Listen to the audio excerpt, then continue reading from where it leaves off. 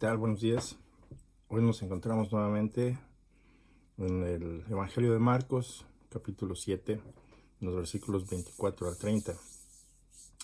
¿Alguna vez has estado agobiado, tanto agobiado del trabajo, de los problemas, de las presiones, del esfuerzo mismo, ¿verdad? en el que requiere algunos proyectos, algunas tareas, y quieres salir de vacaciones, tomar tu familia, si es que prefieres hacerlo así o individualmente. Y te alejas, ¿verdad? Buscas un destino donde estés tranquilo, relajado y ¿verdad? Pero ah, como para retomar fuerza, para volver a, bueno, regresar a tus actividades regulares con el mismo deseo o mejor, ¿verdad? Todos hasta cierto punto en nuestras vidas creo que hemos hecho eso. Eh, pero vamos a ver en este texto cómo el Señor Jesucristo toma a sus discípulos para, por varias razones. Una de ellas, pues sí, para retomar fuerza, para alejarse un poco del agobio de los fariseos y de la gente que le quería hacer rey, entre otras cosas, ¿verdad? Vamos a orar brevemente y vamos a darle paso a nuestro texto el día de hoy, que es en Marcos 7, de 24 al 30. Entonces busca tu Biblia, busca tu teléfono o tu tableta. Preferiría que tuvieras una Biblia en mano, una Biblia. No te interrumpe con mensajes o con otro tipo de cosas, ¿verdad? Sino que puedes enfocarte en lo que el texto nos va a decir a ti y a mí en esta mañana, o tarde o noches, no sé a qué hora veas tú el video. Espero que lo estés viendo. Espero que tú y yo estemos creciendo en el Señor juntos. Entonces, vamos a leer. Ahora, gracias bendito Señor por este día que tú nos concedes. Gracias bendito Señor porque vemos que tú, a través de tu Espíritu, tú continúas con nosotros, guiándonos, entrenándonos y siendo pacientes con nosotros. Te damos las gracias por la palabra que tú dejaste detrás de ti, Señor, para que abundara en nosotros. La dejaste en manos de 12 hombres que fielmente colaboraron contigo, Señor, y ahora nos das la oportunidad de hacerlo también, Señor, colaborando contigo. Por favor, llena nuestras mentes con tu palabra para que tu Espíritu gobierne nuestras vidas. En el nombre de Cristo Jesús. Amén.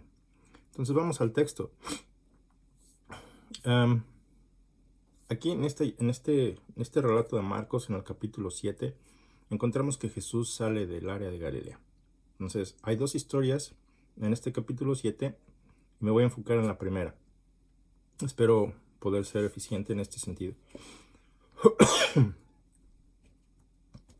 Las primeras palabras en la mañana siempre se me reseca un poco la garganta. En fin, dice que levantándose de allí, se fue a la región de Tiro y de Sidón, y entrando en una casa, no quiso que nadie lo supiese. Pero no pudo esconderse, porque una mujer cuya hija tenía un espíritu inmundo, luego que oyó de él, vino y se postró a sus pies. La mujer era griega y sirofenicia de nación, y le rogaba que echase fuera de su hija al demonio.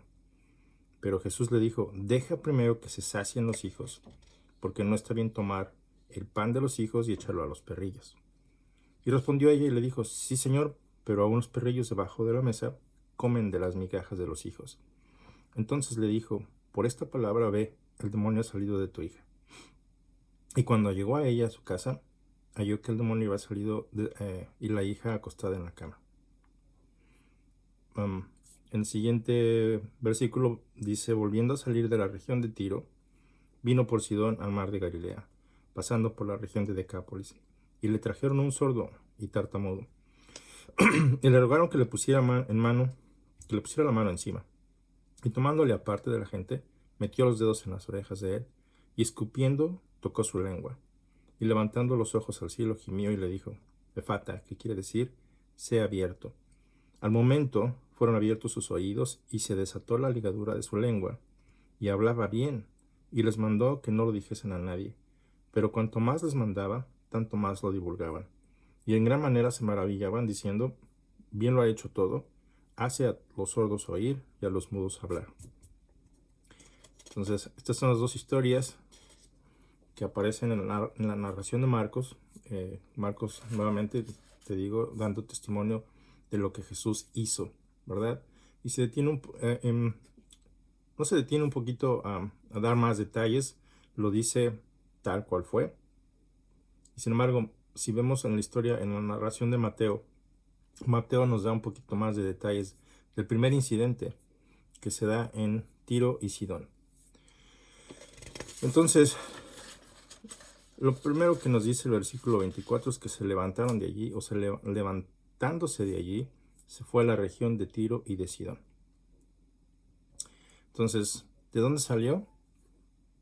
Pues salieron de la región de Galilea. El texto anterior nos dice que estaban en Galilea, donde hasta ese momento Jesús todavía había estado ministrando día y noche por varios meses ya. Entonces leemos en el Evangelio de Marcos que esta es la segunda salida de 4, ¿verdad? Esta es la segunda salida de 4 salidas en que Jesús deja la región de Galilea. Te recuerdo, la primera vez fue hacia la región de Betsaida, Julia, ¿verdad? En el territorio de Herodes Felipe. ¿Y por qué razón? Bueno, el texto no lo explica precisamente como te decía al principio, pero se pueden sugerir algunas ideas. Por ejemplo, para entrenar a sus discípulos en privado, ¿verdad? Y sin interrupciones. Hasta ese punto había habido muchas interrupciones, hay presión, y ellos mostraban ya una dificultad y quizá una lentitud para comprender todo lo que Jesús les estaba enseñando. Entonces ya habían estado no cavilando, pero teniendo dificultades para razonar lo que había pasado con los panes. Luego Jesús caminando sobre el agua, la tormenta se para al instante, y ellos de ese momento, de un momento a otro, se encuentran ya en las orillas de Genezaret. Entonces era mucha información la que tenían que procesar y no podían. Entonces Jesús los toma aparte y se los lleva a otra región. Pero también pudo haber sido para alejarse de los fariseos y de los escribas, que vemos en la narración previa, en el video anterior. Hablábamos de cómo los fariseos llegaron a criticar, ¿verdad? Buscando a Jesús, comienzan a criticar a los escribas, y Jesús les da una lección de lo que hay en nuestros corazones, ¿verdad? La maldad que hay en nuestros corazones. No importa qué tan bonito te veas por fuera, si tu corazón está detestable. Entonces, los fariseos hacían mucha presión, no buscaban a Jesús con humildad para recibir la enseñanza, para recibirlo como su Señor. Y nosotros también podemos aprender de ello también, que tener un corazón humilde delante de Cristo. Los escribas hacían lo mismo, ¿verdad? Y estaban bien enfurecidos con Jesús por lo que hacía, por las sanaciones en los días sábado, y lo acosaban. Entonces también Herodes, el rey, también se portaba un poco, tenía un comportamiento suspicaz que a Jesús no le gustó, ¿verdad? Con el caso de Juan, pues lo decapitó. Entonces era un rey muy, muy inestable. Otra de las razones por las que creo que pudo haberse alejado es por las multitudes, ¿verdad? Hasta este punto en la narración de Marcos vemos que Jesús siempre está rodeado por grandes multitudes, por gente que necesita ser sanado físicamente, por los fariseos, por los quizá los herodianos, siempre rodeado de gente, siempre está rodeado de gente. Y en esos momentos en los que él quiere pasar un tiempo a solas con su padre para orar, ¿verdad? Siempre hay una interrupción. Y pues no maldice, no se enoja, no se irrita, pero pues también esto agota el cuerpo, ¿verdad?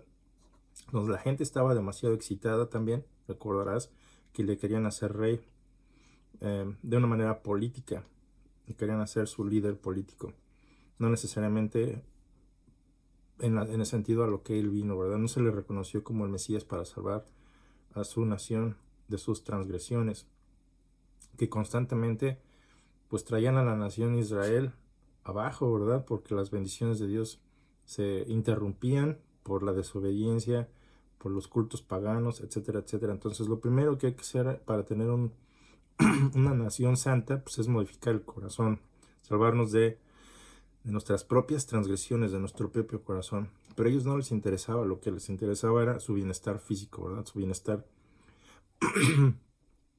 laboral, su bienestar como nación, etcétera, etcétera. Eso es lo que ellos querían hacer con Jesús, hacerle su líder político. Después de todo, tenía gran poder, tenía hermosas palabras, tenía poder para hacer sanaciones, entre otras cosas. Entonces querían hacerle rey por las razones erróneas.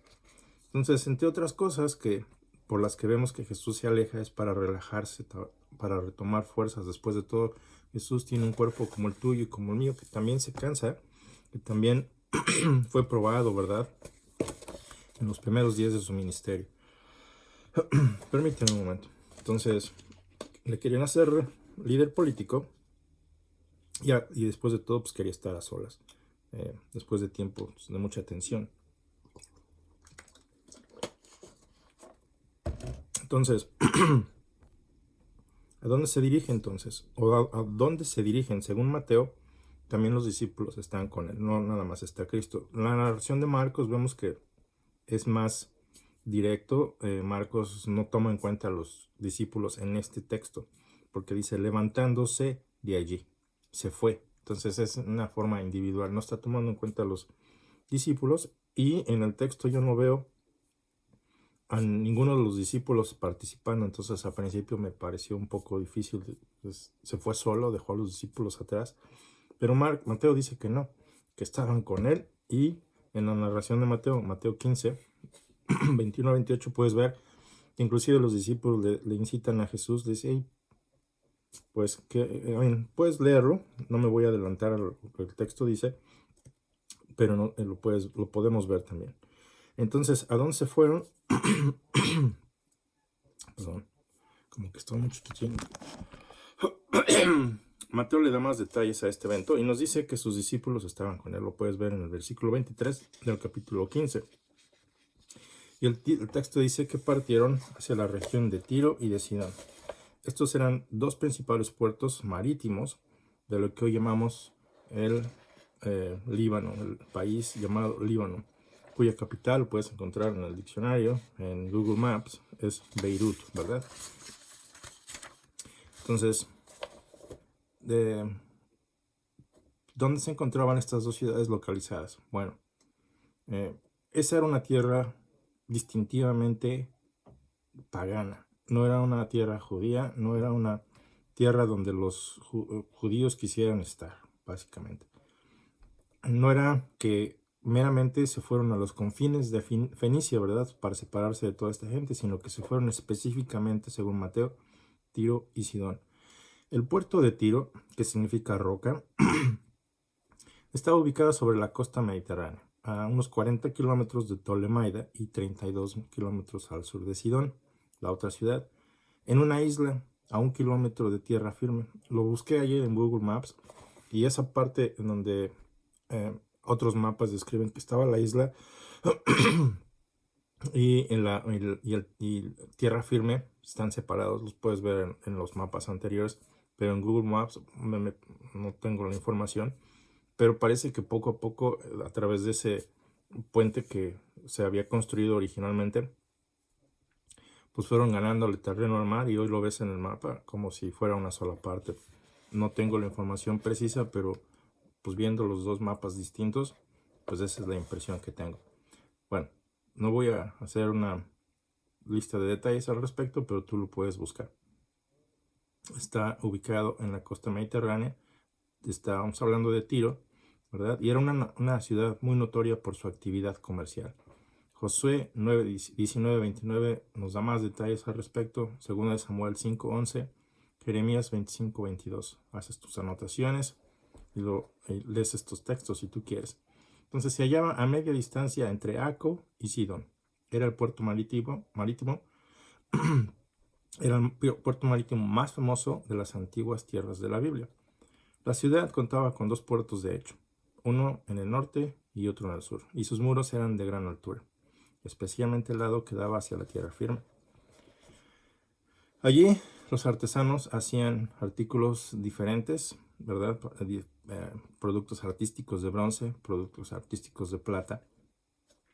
Y allí es donde fabricaban el tinte púrpura que hizo famosa esta ciudad, Tiro. Sus mercaderes comerciaban con todas las tierras de alrededor del Mediterráneo, e inclusive con las ciudades, con las islas lejanas conocidas como británicas. Entonces Tiro se convirtió en una ciudad que dice la Biblia en Ezequiel 26:17, poblada por gente de mar, y era una ciudad que era alabada. Sin embargo, reyes y militares de muchos países sitiaron a Tiro. En Ezequiel 26 vemos, leen Ezequiel 26, cómo Dios se refiere a Tiro y cómo Dios maldice a Tiro por su transgresión. Pero no pudieron otros países realmente apoderarse de la ciudad hasta que en el año 333 Alejandro Magno tomó la ciudad. Después de 7 meses de asedio. Entonces no era una ciudad fácil de tomar por la localización, pero era una ciudad alabada. Sin embargo, después del asedio, de la toma de Tiro, Tiro se levantó de nuevo, poco a poco, y se convirtió en un centro de comercio en la época del Imperio Romano. Estamos hablando ya del imperio, del tiempo en el que Jesús vivía. Entonces, en siglos recientes, ¿verdad? Sin embargo, el lugar ha sido también ha sido reducido. Sus puertos están llenos de ruinas y son poco más que lo que la Biblia describe como tendedero de redes. Ezequiel 26:14. Eso es lo que Dios dijo acerca de Tiro y eso es lo que es en estos días.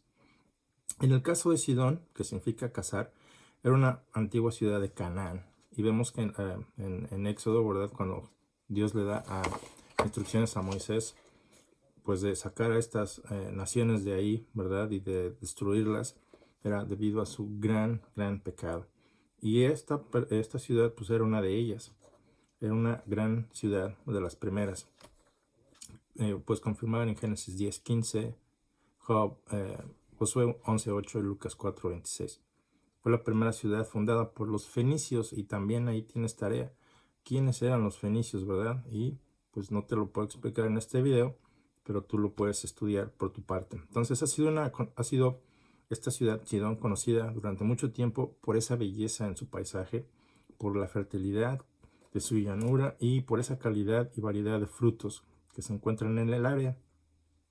Y como es muy antigua, posee muchas ruinas, de las cuales solo algunas han sido excavadas. Por ejemplo, en 1855 se descubrieron tumbas, en algunas de las cuales se encontraron sarcófagos. Uno de ellos era un hermoso sarcófago de basalto negro del rey Esmunásar. Este rey era rey de los Sidonios durante el siglo V a.C. Este sarcófago medía más de 2,5 metros de largo y tenía 990 palabras inscritas en la tapa. Lo puedes buscar en Google, puedes ver una imagen de este sarcófago. El sarcófago de Esmunásar, rey de los Sidonios. Así lo buscas, así lo encuentras. Entonces, la inscripción estaba en escritura fenicia y consistía mayormente de información sobre el rey y sobre el hecho de que no había oro alguno en su lecho fúnebre. Por lo tanto, caería una maldición. Ya sabes, todos estos hombres hacían lo mismo como los egipcios. Caería una maldición sobre cualquier rey o plebeyo que osara abrirlo. Y por último, la inscripción decía que el rey y su familia habían erigido templos a dioses tales como Astarte, que Dios prohibió alabar, como Esmun o Astoret, en ese sentido Astarte o Astoret, y Esmun, conocido también como Dagón, y uno de sus dioses era Baal de Sidón también.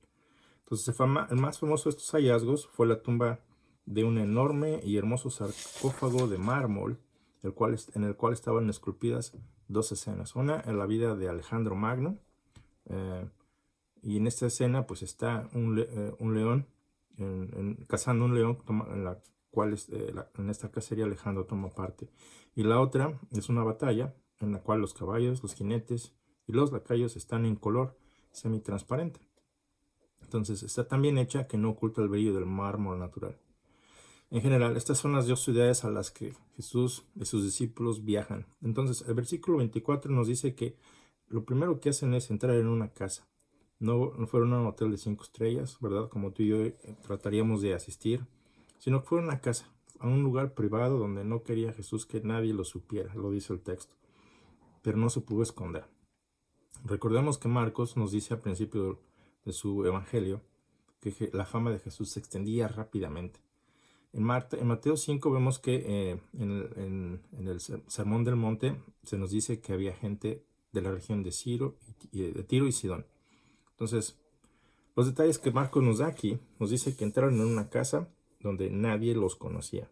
Y obviamente no quiso que nadie supiera que él estaba allí. Era una sesión privada en la que Jesús no quería que nadie supiera que estaba allí.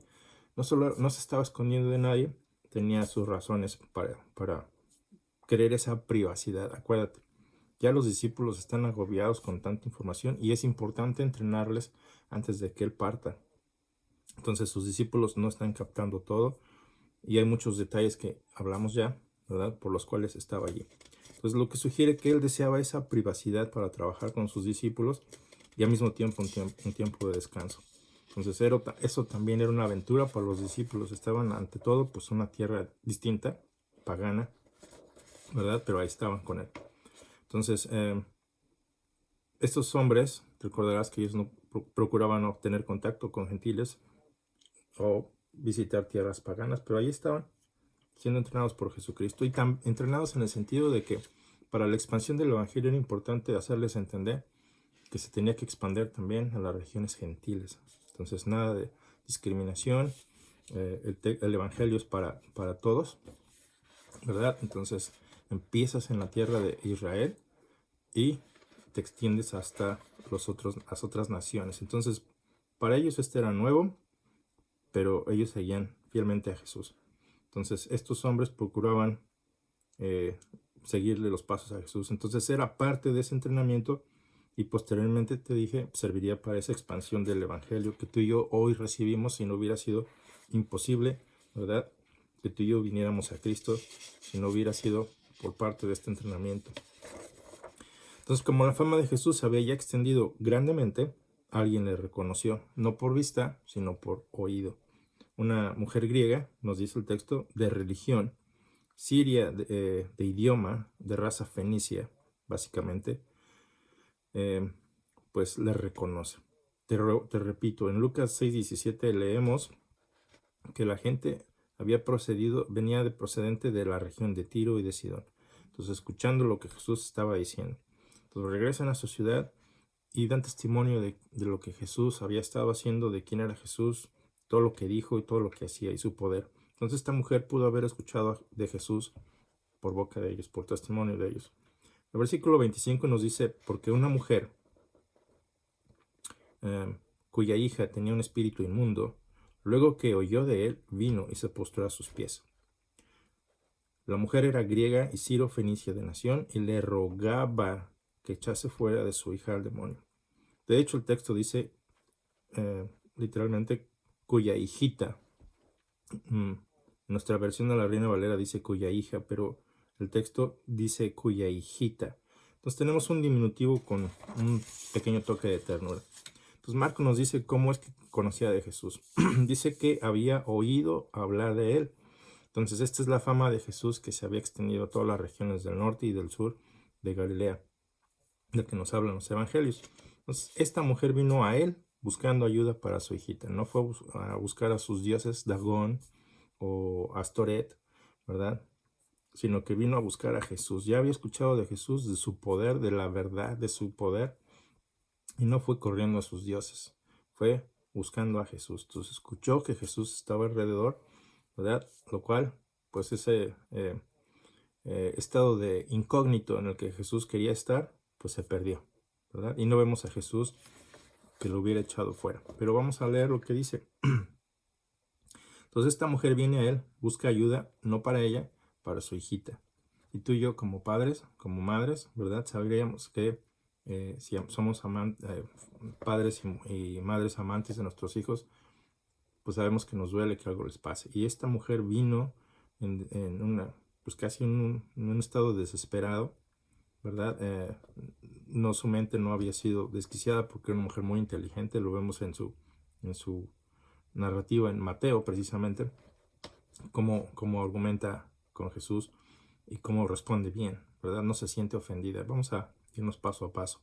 Entonces esta mujer viene a él y le pide ayuda para su hija. Y muchas veces tú y yo no queremos acercarnos a Jesús y no pedimos ayuda porque no pensamos que necesitamos de su ayuda. Pero esta mujer sí lo hace. Y tú y yo deberíamos tener esa comunicación directa con Jesús. No sabemos si había intentado todo hasta este punto, ¿verdad? Que te decía, rogado a sus dioses Quizás se dio cuenta de que sus dioses no eran exactamente dioses, que no tenían poder, ¿verdad? Nosotros no sabemos eso por medio de la palabra de Dios.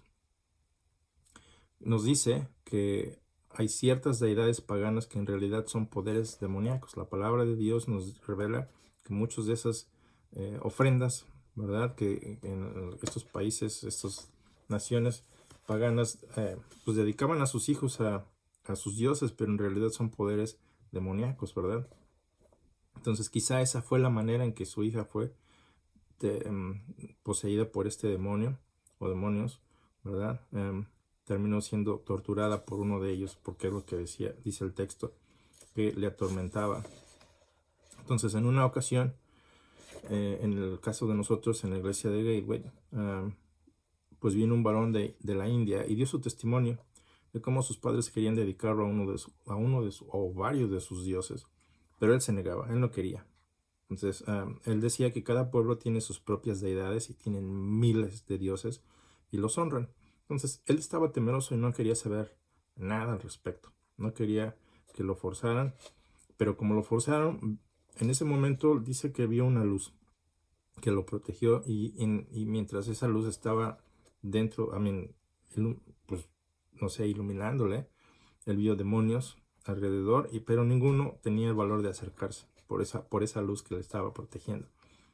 Entonces no recuerdo todo su testimonio, ¿verdad? Pero era evidente que era un testimonio muy fuerte, muy real, de un varón de la India, no recuerdo su nombre, pero de alguna manera él vino a Jesucristo y se fue predicando en los otros pueblos en los que él vivía, y ahora predica básicamente el Evangelio de Jesucristo.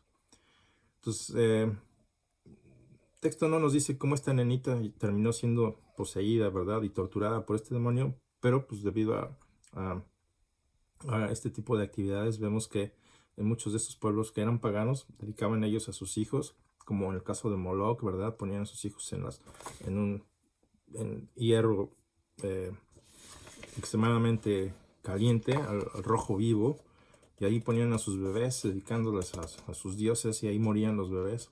Trágico, pero era el tipo de honor con el que se le honraba a los dioses de esos días de ellos. Y ahora pues dedicar a sus hijos de esa manera, en muchos de los casos los sacrificaban, ¿verdad? Entonces aquí el texto no nos dice eso, pero nos dice que la mujer estaba en busca de Jesús y lo encontró. Cuando lo encuentra, lo primero que hace es adorarle, se postró a sus pies y le rogaba con insistencia, según Mateo 15:22. Y dice que gritaba por ayuda. Le estaba gritando por ayuda. Entonces también le llama hijo de David, según Mateo, que es un título mesiánico. Entonces parece ser que es la única que reconoce quién es Jesús, aún mucho mejor que los judíos que viven en la región de Galilea, de Nazaret, aún mejor que los fariseos y que los escribas, quienes pretenden ser maestros de la ley y de las escrituras. Entonces ella le está rogando por misericordia.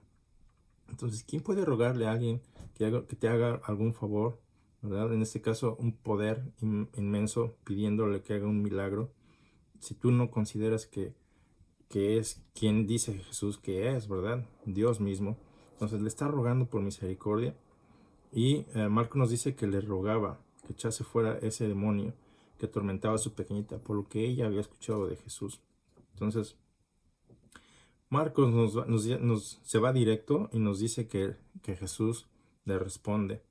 Pero cuando lees la narración en Mateo, dice que Jesús le ignoraba, no le respondía palabra. Entonces Jesús no la está ignorando, simplemente no le responde palabras. Entonces, pues Mateo nos da más detalles del incidente, diciendo que mientras ella le rogaba a donde él fuera y sus discípulos, ¿verdad? Jesús no le respondía ninguna palabra. Entonces te digo, no era que estuviera ignorándole, simplemente no le respondía. Hasta el punto en que sus discípulos le empezaron a rogar a Jesús diciéndole que la despidiera. ¿Sabes qué? Despídela porque nos es molesta, viene gritándonos, ¿verdad? Entonces les era molesta. Si vas a un pueblo, a un retiro, ¿verdad? Y quieres estar de incógnito, si tienes a alguien detrás de ti, pues es difícil que tu identidad no sea descubierta, ¿verdad? En este caso públicamente, si tienes una persona detrás de ti gritando, ¿quién eres? Rey, hijo de David, ¿verdad? Reconociendo así la identidad de Jesús, hijo de David. Todos en esa región conocían quién era el rey David y lo que hizo, ¿verdad? Y los conflictos que tuvieron entre naciones debido a eso. Entonces no era desconocido para ellos quién era el rey David. Entonces, decirlo en alta voz, pues ya te pone en evidencia de quién eres. Entonces, ese estado de incógnito, pues se desaparece cuando tienes a esta mujer gritando, ¿verdad? Entonces, le pide que haga algo sobrenatural para su hija. Entonces, Marcos no nos da detalles del incidente, sino que va directamente al grano. Y leemos que inmediatamente Jesús le responde. Entonces, cuando leemos que Mateo dice que le ignoraba, ella daba grandes voces. Entonces, Marcos dice que Jesús le respondió con las siguientes palabras y le dice, deja primero que se sacien los hijos, porque no está bien tomar el pan de los hijos y echarlo a los perrillos. Si alguien te llama perro en México, ¿verdad? Pues a lo mejor hasta te ofendes. Pero esta mujer no se ofendió, era como un dicho común, ¿verdad? Entre ellos, no referirse a los perrillos. Y en cuanto a los perrillos se refiere, pues es una forma diminutiva que indica que se trataba de mascotas de casa. Yo tengo dos, por los cuales quizá tú los escuches en el video. Los tengo pues separados para que no estén dando vueltas aquí. Entonces, pero ya es su tiempo de comida y están demandando su alimento. Entonces,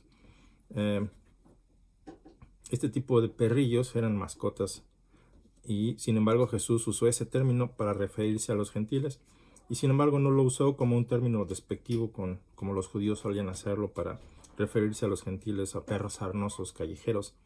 Más bien lo usa como una ilustración que la mujer entendió muy bien, pero Jesús se estaba refiriendo a los perros, que te digo, mascotas, con los que los hijos juegan en casa o jugaban en casa. Entonces, aquí vemos a Jesús que ya estaba probando la fe de la mujer. En el caso de Mateo, quizá la prueba comenzó desde que él decidió no responder palabras a la mujer. Entonces, a veces pensamos tú y yo que nuestro Señor no nos está escuchando porque no recibimos una pronta respuesta a nuestras oraciones. Te recuerdo que a pesar de ello, es probable que Jesús ya está probando nuestra fe.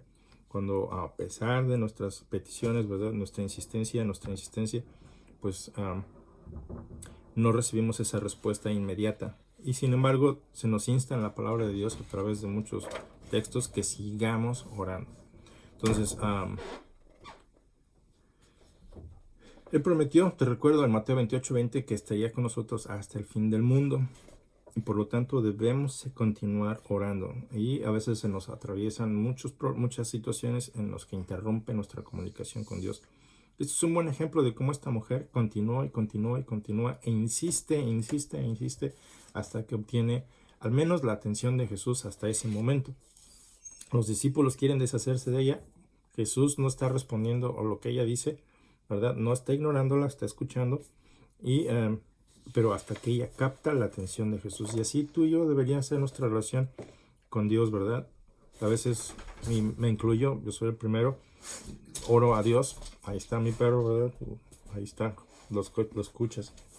En fin, a veces que estamos orando, pedimos una oración y nos olvidamos de ella. Pedimos algo en oración y nos olvidamos de ella. Damos gracias por alguna razón y nos olvidamos de eso. Y aquí el texto nos enseña que es importante insistir. Jesús está escuchando, pero prueba nuestra fe también. Entonces,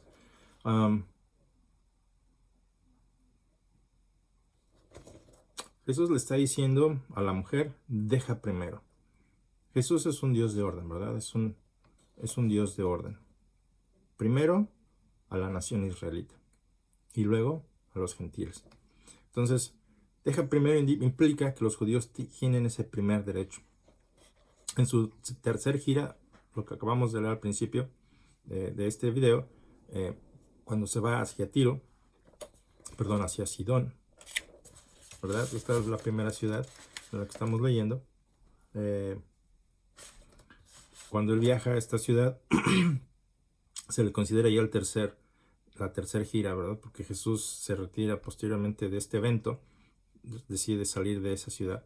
Entonces, en su tercera gira, Jesús ordena que eviten ir a los gentiles y que eviten a los samaritanos, pero que fueran primeramente a los judíos.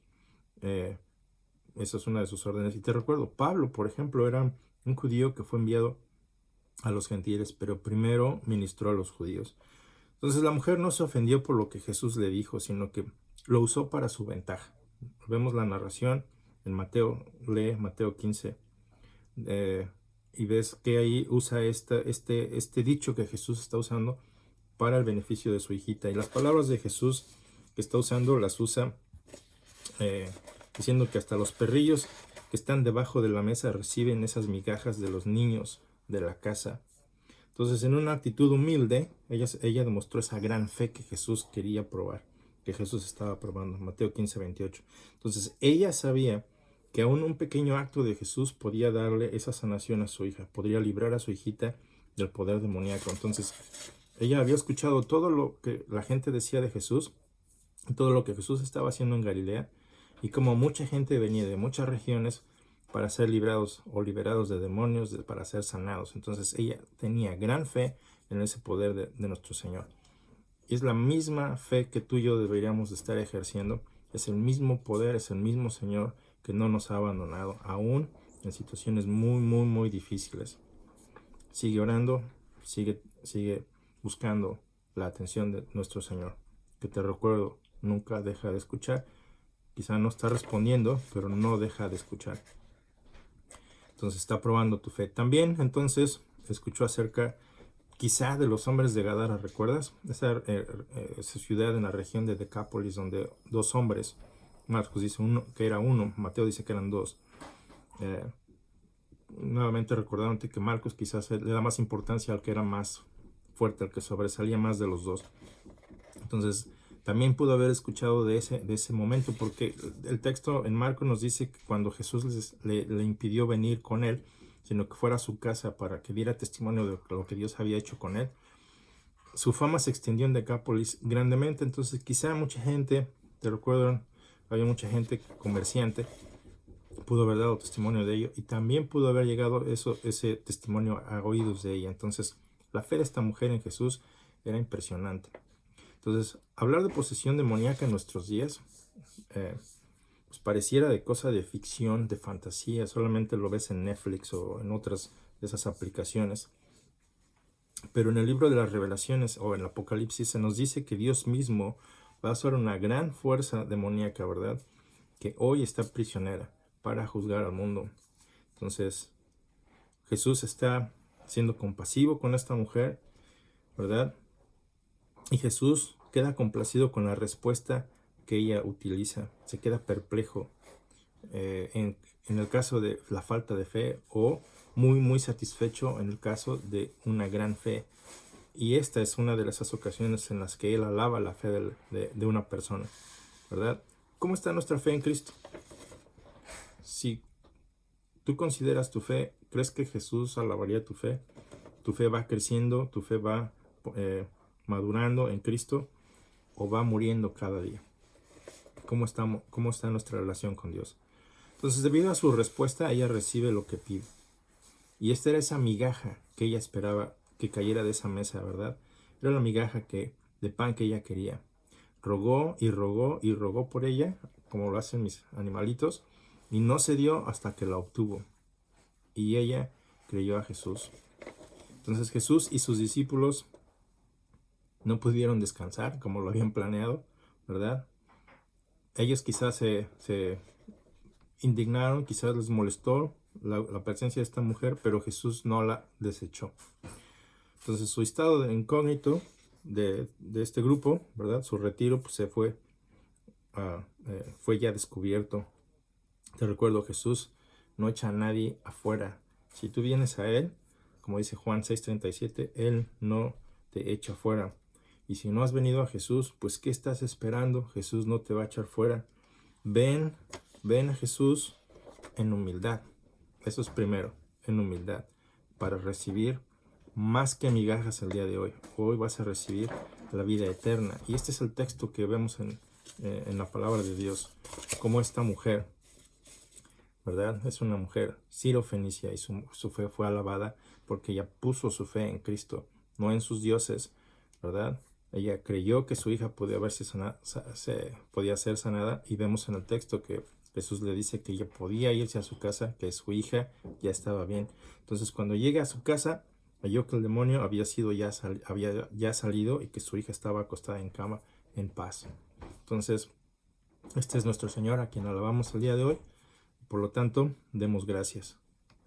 Entonces, nuevamente, que el Señor te bendiga, que tengas una bonita semana, que este video, que este texto que hoy nos habla a ti y a mí, pues sea de gran ayuda para esa madurez que Jesús espera que tengamos cuando Él regrese. Entonces, que Dios te bendiga y nos vemos después.